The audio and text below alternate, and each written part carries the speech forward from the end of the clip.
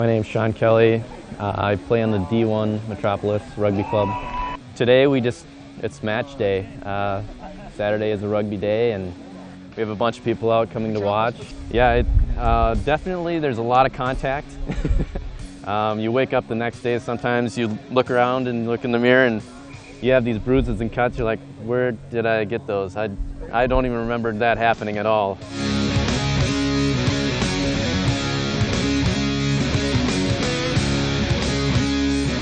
A lot of just random, like, broken noses, black eyes, separated shoulders, things like that. Luckily, I've been, I don't know, I guess lucky.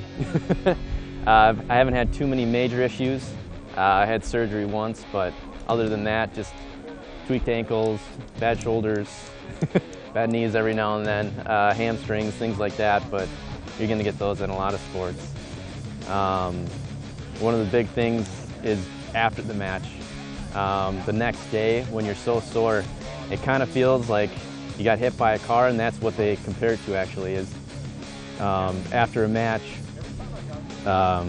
it's kind of like you ran like half a marathon, and on the drive home, you get hit by a car, and you wake up the next morning and you're just tired and sore, but then you also just feel just beat up.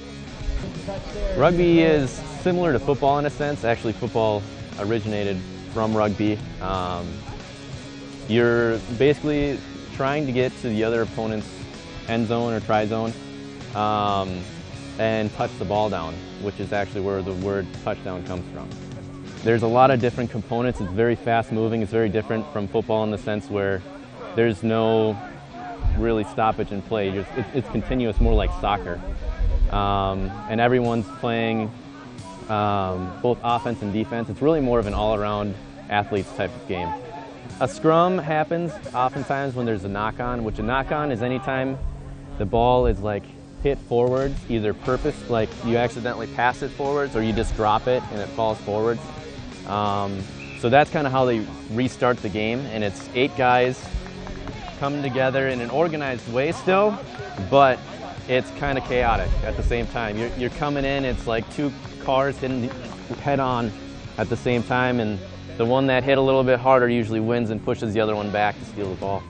I play a little bit outside the scrum. I don't have to go in there too often, which is good, because even though I'm not a small guy, for the Division I level, I am a small guy.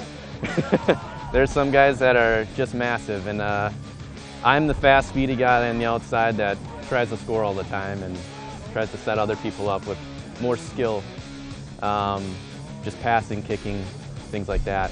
So our forwards are the big guys in the scrum. Those guys are often gonna just take that ball, and because they're so much bigger, oftentimes, that they'll just run straight into people. They're gonna try to run at them, and bring people closer to those bigger guys. So there's more space for the speedier guys like me outside, so I can just weave around and try to score that way.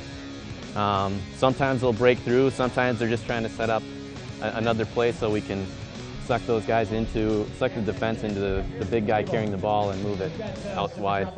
So rugby is definitely a worldwide sport. Lots and lots of countries, you know, they play rugby. Some of them, that's their biggest sport they have, like New Zealand or Australia. England is also a really big one. Ireland, I mean, a lot of Southern Hemisphere or European teams are really big into rugby. As for America, we've grown a lot. I mean, I've been playing for a little over a decade now, actually. I started in high school, and just the level of play has increased dramatically. The amount of players has increased dramatically. Now there's college rugby on TV. The next game against the All Blacks on November 1st is going to be televised. It's really picking up a lot of popularity, and hopefully that continues. Yeah, there's a few different types. Mainly what we do in the U.S. is union, which is what I play, which is what's going on behind us. There's also rugby league, which it's closer to football. There's less players, and it's kind of like you have a certain set of downs to score or to kick the ball away.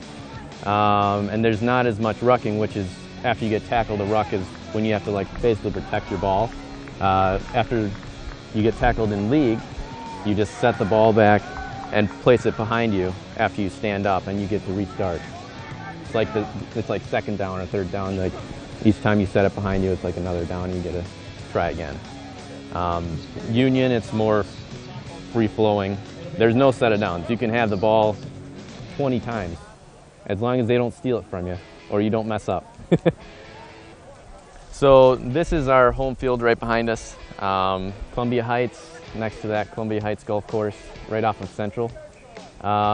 This is where we play almost all of our home games. Sometimes we'll have random other ones, like we played at TCF Bank Stadium or some other locations that are a little bigger venues, but this is normally where we play. And I'd say the best way to find us is to go to our website, www.metropolisrugby.com, and there's schedule, there's links, there's information about us.